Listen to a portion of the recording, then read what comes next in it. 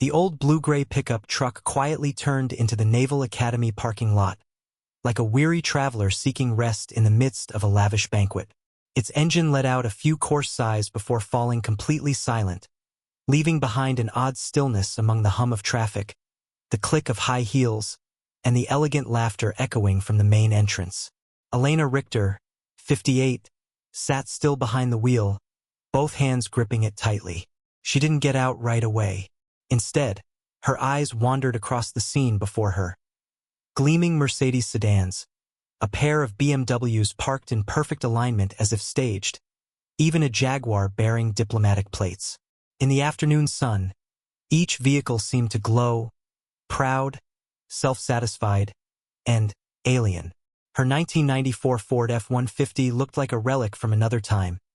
Peeling paint, rust blooming around the wheel wells, and a dent still unrepaired from a minor bump at the gas station last year. But to Elena, it was a symbol of resilience. She and that truck had made it through more than one bitter winter, and more than one unpaid bill. Just breathe, she whispered to herself, as she always did when stepping into unfamiliar worlds that belonged to others. She turned to the rearview mirror, leaning in close to see herself. Time had left its mark. The bright blue eyes of her youth had faded. Her sun-weathered skin bore the strength of years of labor, and deep lines etched around her mouth and between her brows showed where worry had lived for 2 decades. Elena applied a touch of pale lipstick, one of the few feminine things she had kept over the years of being a single mother. Her gray hair was neatly pinned in a bun at the nape of her neck. Nothing flashy, nothing ornate, but tidy, just as she had taught her son. Respecting yourself is the first form of courtesy to the world. Still, what made her hesitate wasn't her face. It was the jacket, the olive green coat, an old military uniform that had belonged to Andreas Richter, her late husband, who fell during a campaign in the Middle East over 20 years ago. The coat hung loose on her small frame, shoulders slouching, sleeves folded up neatly. But inside it was warmth, memory, and the invisible embrace that held her on this momentous day. The faded SEAL Team 4 patch on the shoulder was barely legible now, just fragmented stitches like a whisper from the past. But to Elena, it was as vivid as the day she watched her husband leave in that very uniform, kissing their son goodbye before walking away without looking back. "We did it, Andreas," she whispered, her hand brushing the wedding ring that hung on a chain around her neck. "Our son did it." Elena opened the truck door and stepped out. Her old leather shoes made a soft sound against the hot concrete. She adjusted the jacket, then picked up a small, neatly wrapped box from the passenger seat, a ribbon-tied package. Inside was Andreas's military watch, a family heirloom, the gift she had kept safe for over 2 decades to give today. The day Lucas, their only son, graduated as valedictorian of the Navy SEALs. 20 years of single motherhood. 20 years of waking at 4 a.m., working 3 shifts, eating cold sandwiches, mending worn shirts so her son could go to school. 20 years of saving every penny to cover tuition, meals, and the dream of a man who had been laid to rest somewhere beyond the sea. And now, each step she took toward the auditorium was a promise kept, a wish fulfilled. She joined the flow of people heading to the grand hall, high heels tapping on marble steps, tailored suits, murmured conversations in the polished tones of the elite. Someone glanced at Elena. Their eyes paused on the oversized military coat. Puzzled look, a slight frown. Turn away. Elena didn't look back. She only held the gift box tighter in one hand, the invitation firm in the other. "Today is my son's day. No one can take that from us." She lifted her head and began to climb the auditorium steps, where the great doors stood open to welcome hundreds. Above them, the national emblem gleamed in the afternoon light, and Elena, in her faded coat, began to ascend, not hurriedly, but steadily, as if each step were a declaration of a mother who had never surrendered to fate, who had kept her promise for both herself and her husband. The doors to the main auditorium, grand, majestic, and sheathed in gleaming transparent glass, felt less like an entrance and more like a threshold. On one side was the world of those who belonged, On the other stood a country mother in an oversized military coat, a small gift box in hand, and a fragile pride clinging to hope. Elena Richter stepped onto the marble steps, the cool breeze from the glass doors brushing against her sun-worn face. Two uniformed security guards stood on either side of the entrance. Tall, imposing, their expressions shifting slowly from polite to probing as they spotted the approaching woman. "Good afternoon, ma'am," one of them said. His voice was smooth, courteous, but not entirely warm. "May I see your invitation, please?" Elena offered a faint smile and carefully pulled the invitation from her worn leather wallet. "My name is Elena Richter, mother of Lieutenant Lucas Richter." The guard took the card, examined it closely, then looked up, his gaze lingering on the coat she wore. His eyes paused an extra second on the faded insignia stitched to her shoulder. "Please wait here while we verify your credentials," he said, his tone now cautious. "Is there something wrong with the invitation?" Elena asked, her brow furrowing slightly. "No, ma'am. It's just standard procedure." But his face betrayed hesitation, as though even he found the process unnecessary, but didn't dare say otherwise. Elena stepped aside into the waiting area near the hallway. Behind her, the line of guests continued to flow into the building. Some glanced at her, others didn't bother. Gowns drifted past like silk waves, and high heels clicked against the stone floor like an endless symphony of power and propriety. Every guest was greeted with a nod, their invitations barely scanned before they were waved inside. No questions, no lingering looks. But Elena remained, her invitation still in the guard's hands, still under verification. Time ticked on.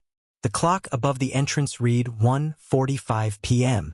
15 minutes until the ceremony began. 15 minutes Elena would never get back.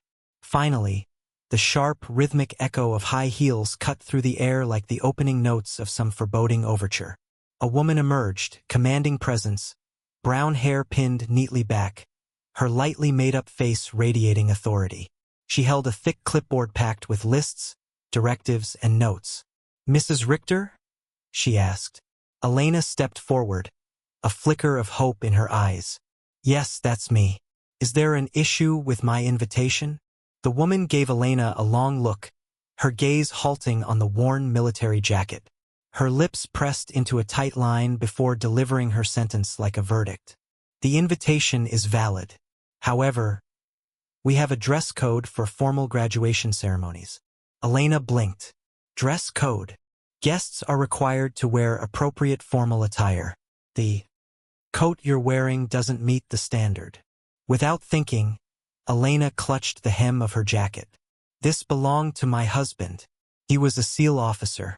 He died in Desert Storm." The coordinator, her name tag read Celeste Marin, kept her expression unmoved. "I'm very sorry, ma'am, but rules are rules. We must maintain a professional image. Exceptions cannot be made."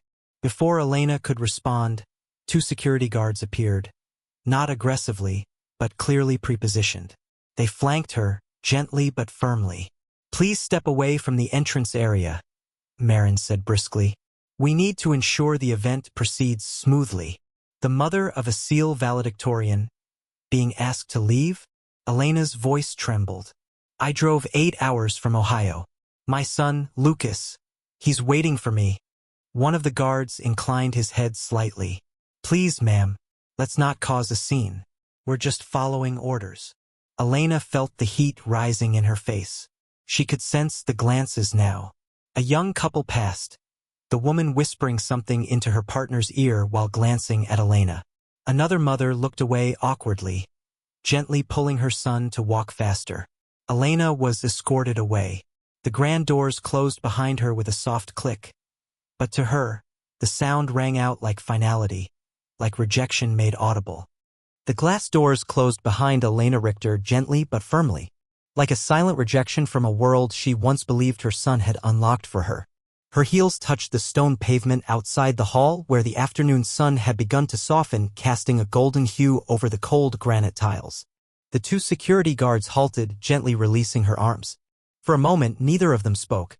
The wind passed between them, catching the hem of her coat, making it billow like a banner colored by time. You can retrieve your car from the lot, one of the guards said, his voice softer now that his superior was no longer present. I'm sorry about this. Elena said nothing.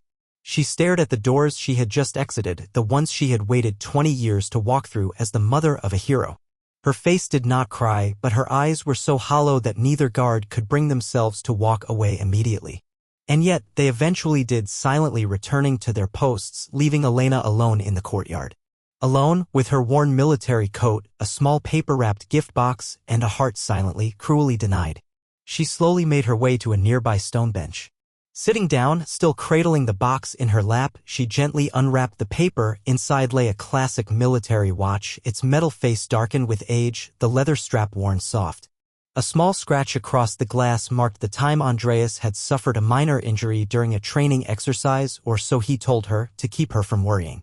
"You keep that watch safe," he once said over a crackling call from overseas, "so I can give it to Lucas when he graduates." That was the last time she ever heard his voice. Elena closed the box again, holding it tightly as though it were her own heart. Her grief didn't pour out in tears, but in a dense silence, like every cell in her body was screaming, and no one but her could hear. Meanwhile, inside the hall, the ceremony had begun. The speakers rang clear and solemn. Families were seated along plush red-carpeted rows, facing a grand stage where high-ranking officers took their positions. White uniforms, gleaming medals, polished buttons catching the light, a spectacle of pride and tradition. Commander Henri Moreau stepped up to the podium, his voice booming like a drumbeat to battle. "Today, we gather to honor extraordinary individuals, those who have survived the most grueling training the United States military has to offer. They have shed sweat, tears, and at times, blood to earn their place here." The hall fell silent. All eyes turned to the graduating officers, and among them stood one who seemed to rise above the rest, Lieutenant Lucas Richter.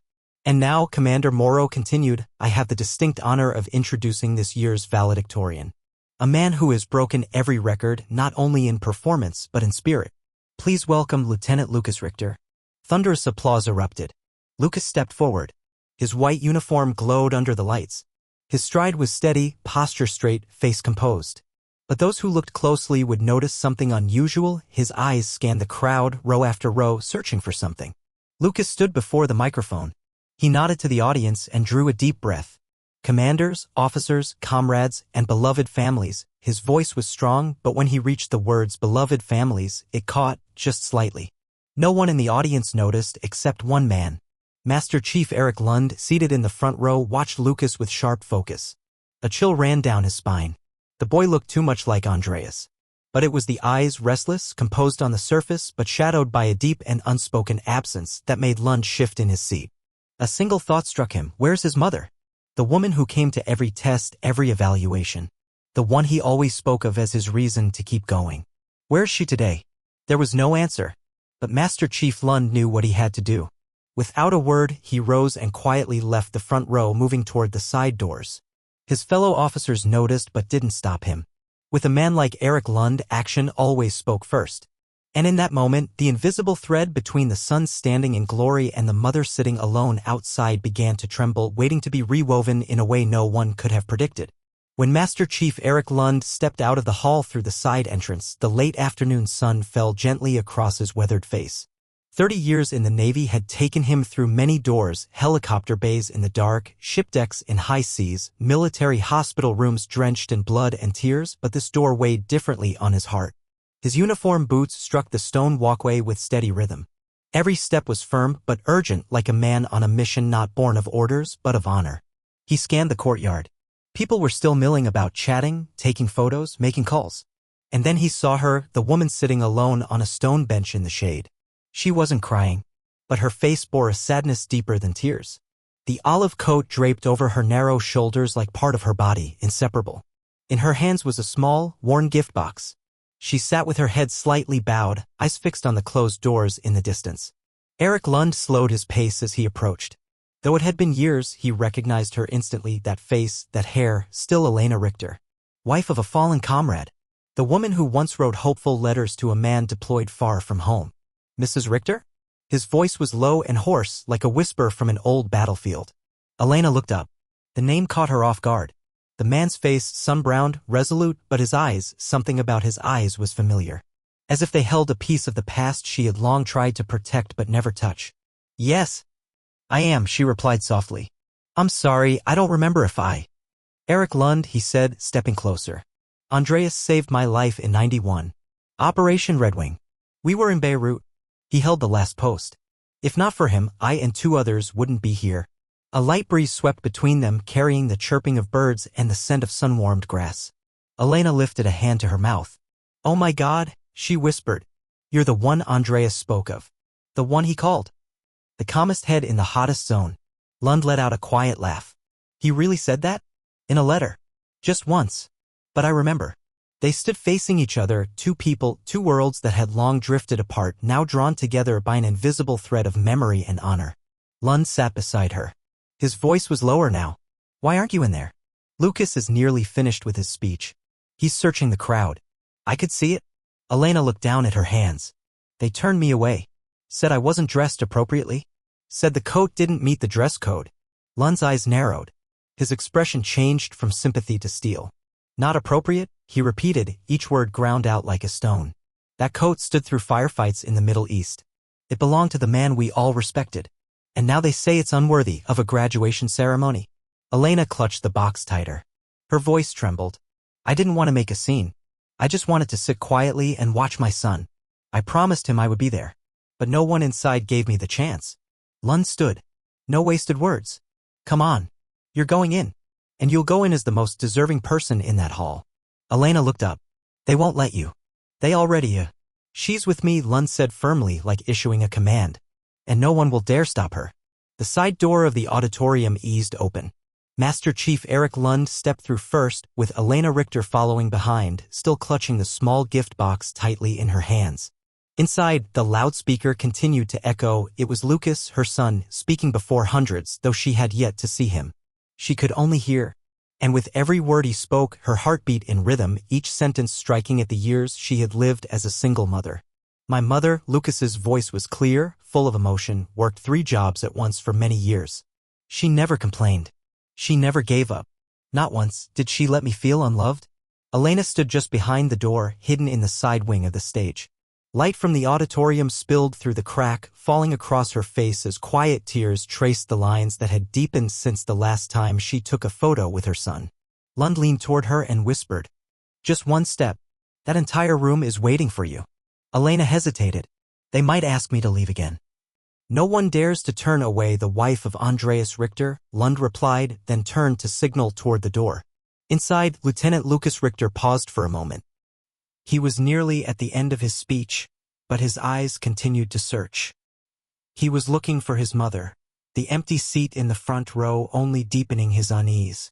He glanced down at the sheet of paper on the podium but didn't read it. Instead, he looked up, a new light of resolve glinting in his eyes. My mother promised she'd be here today, and if there's one thing she taught me from the time I was a child, it's that she never breaks a promise. In the front row, the Navy SEAL veterans began to stir. Their eyes met in silence, no words needed. Eric Lund had only been gone 10 minutes, but that was enough for the men who had fought and bled beside Andreas Richter to know something was very wrong. Then, as if responding to an invisible signal, they rose, one by one. Every former SEAL in the auditorium, nearly 20 in total, all in full dress uniform, medals gleaming, stood together, turning not toward the stage, but toward the back of the hall. The entire audience slowly fell into silence. The initial murmurs gave way to curiosity, then to reverent stillness. Every gaze followed the men now standing, their faces calm, eyes sharp, posture firm with unspoken respect. Not directed at the speaker, but at the woman who had just entered. Elena stepped inside. The oversized military coat swung gently with each step. Her hands still cradled the gift box, but her chin was held high. She was no longer the mother huddled alone on a stone bench. She was the wife of a fallen soldier, the mother of a SEAL officer, a living symbol of silent sacrifice. Lucas stood frozen on stage. When his eyes met hers across the hall, he breathed out. Not into the mic, but aloud. "Mom!" Every SEAL in the hall snapped to attention, raising their hands in salute. A corridor of honor formed. 2 lines of solemn warriors, eyes fierce, expressions steely yet filled with reverence, welcoming one woman walking alone between them. A senior officer near Elena stepped forward, gave her a respectful nod, and motioned for her to walk down the aisle. Elena moved slowly, and each man she passed held his salute until she had gone beyond him. The audience began to understand. Whispers spread. Someone began to cry. The woman who'd been turned away earlier was the mother of the valedictorian, the wife of a fallen Navy SEAL. Then the entire auditorium rose to their feet. The applause did not erupt. It began gently, slowly, deliberately, like a ritual. And when Elena reached the center of the aisle, Lucas could no longer remain still. He left the microphone, stepped down from the stage, and hurried toward his mother. He stopped in the center of the hall and opened his arms.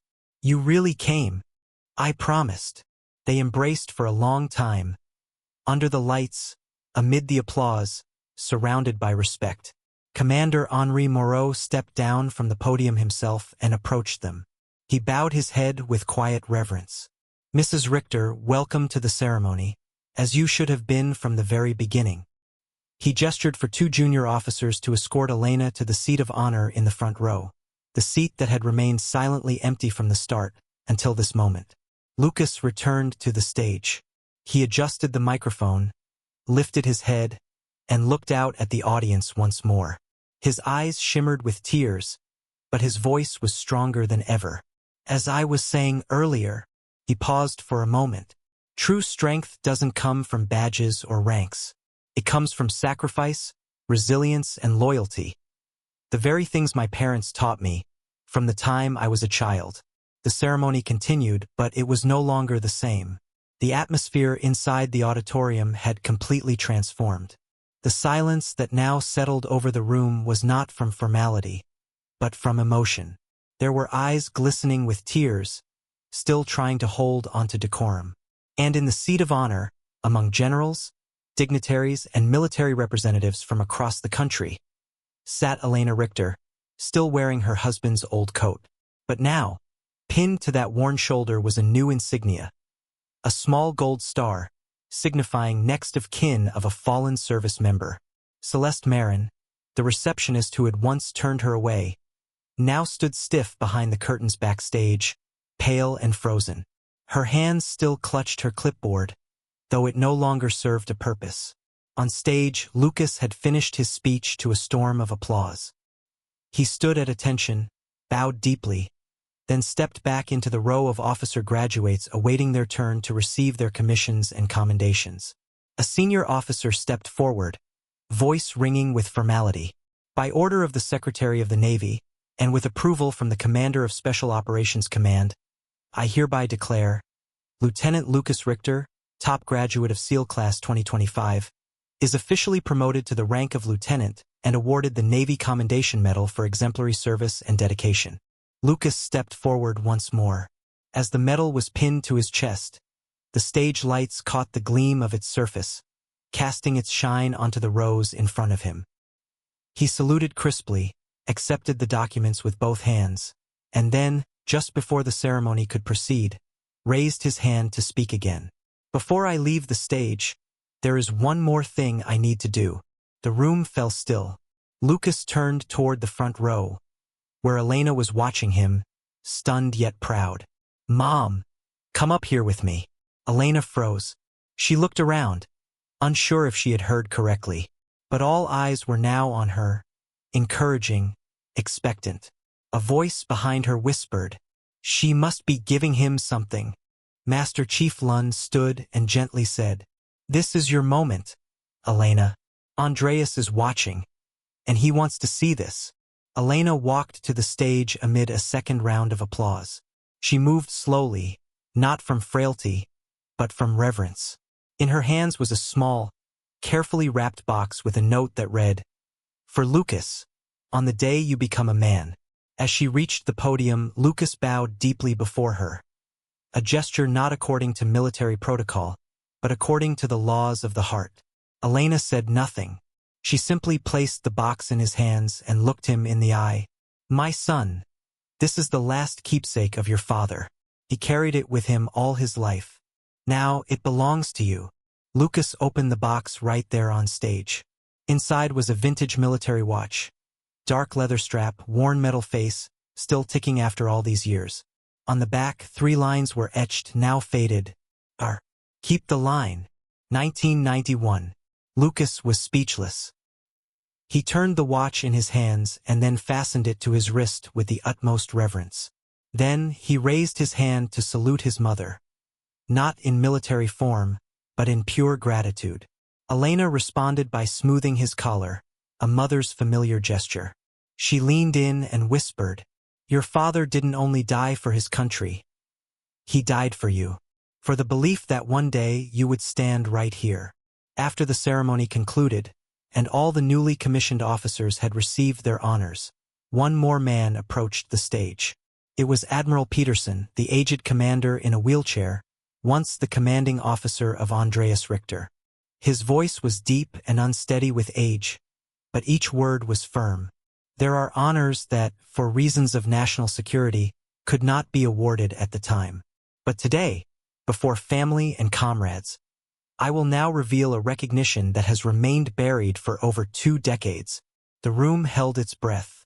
Officer Andreas Richter, SEAL Team 3, who was killed in action during Operation Kingfisher in 2005, is posthumously awarded the Navy Cross for heroic actions that saved 14 hostages and ensured the survival of his entire team.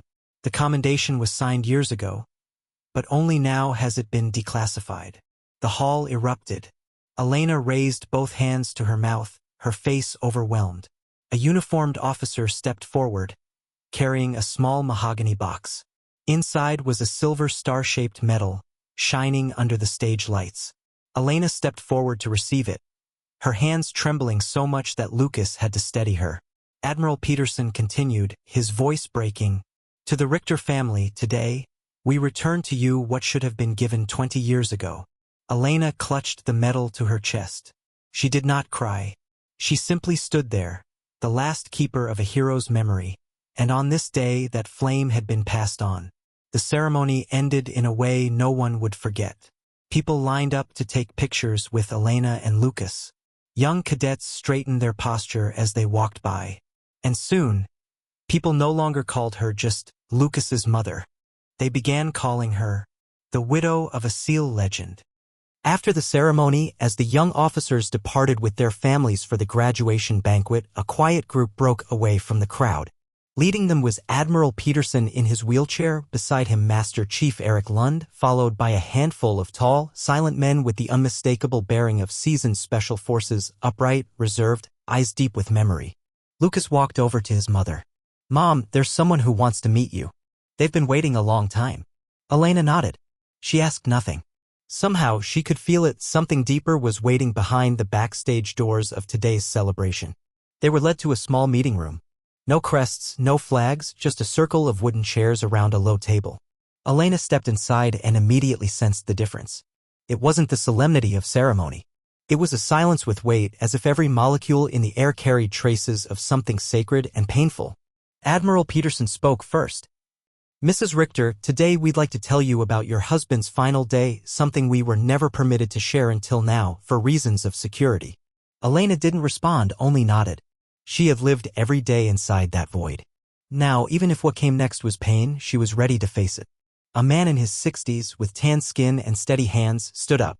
His uniform bore a long row of medals, a man who had seen missions that never made the news. "I'm Lieutenant Colonel Reynolds. I was Andreas's team leader during Operation Kingfisher in 2005, his final mission." He stepped slowly into the center of the room. His voice wasn't dramatic, it was the voice of someone who had lived in the thin space between life and death. "We were deployed to the mountains of Afghanistan to rescue 14 hostages, among them 3 children and an American journalist. Our team had 6 members. The plan was infiltrate, extract, and withdraw. But once we reached the site, the operation fell apart." He paused, inhaled deeply. "We were discovered. Surrounded. Someone may have leaked our presence. The enemy's firepower was overwhelming." Lucas sat up straighter. Elena clenched her hands on her lap. In the midst of a deadlock, Andreas proposed a solution. He would draw enemy fire, create a diversion, and give the rest of us a chance to get the hostages out. Elena closed her eyes. Her heart pounded. The intuition she'd carried for 20 years was finally being confirmed. "We objected. No one wanted to leave a teammate behind. But Andreas, he had made up his mind. All he said was, "Don't let this be for nothing. Get them home." No one in the room moved. The only sound was Reynolds' voice. He broke cover, took all the fire upon himself. Created a 28-second corridor, just enough for all of us to evacuate safely with every hostage. Lund added, his voice thick with emotion. "I heard the gunfire. I ran back, but when I got there, all I found was smoke and his coat snagged on a branch." He looked at Elena. "The coat you're wearing today." Another man stepped forward, younger, perhaps once the rookie of the team. In his hands was an old leather wallet. "I'm Thompson. I was the youngest on the team that day. I survived because of Andreas. After the mission, I found this wallet near where he was last seen. I've kept it for 20 years. Now it belongs to you." He handed it to Elena. She opened it. Inside was an old photograph of 3 people, Elena, young Lucas, and Andreas. On the back, written in ballpoint pen, "The reason I always come home." Elena lifted a trembling hand to her mouth. Her shoulders shook, not from pain, but from a heart slowly stitched together with truth. After a moment, Reynolds placed a small wooden box on the table. He opened it. Inside lay a black seal insignia engraved with 3 words. "Duty. Honor. Family." This, he said, was nominated by the team for Andreas after that mission. But because he was missing in action, it was never awarded publicly. "Today we give it to you and to Lucas." Elena stood. No more tears, just calm dignity. "Thank you. Thank you for keeping your word. Thank you for not letting his name be forgotten. And thank you for giving my son the father he never truly knew." Admiral Peterson nodded, his voice hoarse with feeling. "No warrior falls alone, ma'am. Not while we're still here." As they left the room, Lucas held his mother in a long, silent embrace. Down the hallway, the last light of day filtered through the glass, casting a golden glow on the seal emblem in Elena's hands like a flame reborn from the ashes. That evening, a small hall on the Navy base was elegantly arranged for the graduation banquet. But this time it was clear to everyone it wasn't only the officers who were being honored. A mother, once turned away at the steps, now entered with rare reverence. Elena Richter walked in, still wearing the old military coat. But now on her shoulder was a new seal insignia and a small golden star, the mark of a fallen warrior's family. No one looked at her as an outsider anymore. Every eye carried the weight of deep respect. She said little during the event, sitting beside Lucas, smiling gently as young officers came to shake her hand, take pictures, or simply bow in quiet honor. A young female officer, bright-eyed and awed, whispered, "Ma'am Elena, I'm not sure if I was moved today by the graduation or by your story. I called my mother right after we left the hall. I think, for the first time, I truly understand her." Elena smiled, her eyes glistening. "Call her often. You don't need to understand. Just call. That's enough." As the evening wound down, the Chief of Naval Operations, Admiral Henri Moreau, invited Elena and Lucas out to the balcony behind the hall. The sky above was filled with stars and a soft sea breeze carried the salt of memory. "Mrs. Richter," he said, hands clasped behind his back, "the U.S. Navy has many programs to honor Gold Star families. But in certain cases, we want to do more." Elena said nothing. She had learned to wait for what comes after the ellipsis. "We'd like to invite you to serve as an honorary advisor to the Naval Academy to speak to incoming cadets. Most of them have never known war, never understood where sacrifice begins." Lucas turned to his mother. He knew she would hesitate. She was not one for stages. But Elena only nodded slowly. "I won't speak about war," she said. "I'll speak about nights eating instant noodles, days spent polishing my son's shoes, the dreams mothers don't dare dream for fear they'll break." Admiral Moreau smiled. "It's those things," he said, "that build real soldiers." Weeks later, Elena returned to the small town where she had lived for the past 2 decades. There were no banners welcoming her, no one knew what she had just lived through at the academy. But she didn't need any of that. The old military coat now hung in a glass display case, alongside Andreas's medal, the heirloom watch, and a photo of Lucas in his graduation whites. In the corner of the case was a small note she had written in pencil. "If one day someone forgets, tell them again. If one day someone doubts, point them here. Honor isn't found on a stage. It's in the kitchen, the fields, the folded letters, and the dreams that sleep beside empty chairs. I was not born to be a hero. I just refused to let my husband and son become nameless."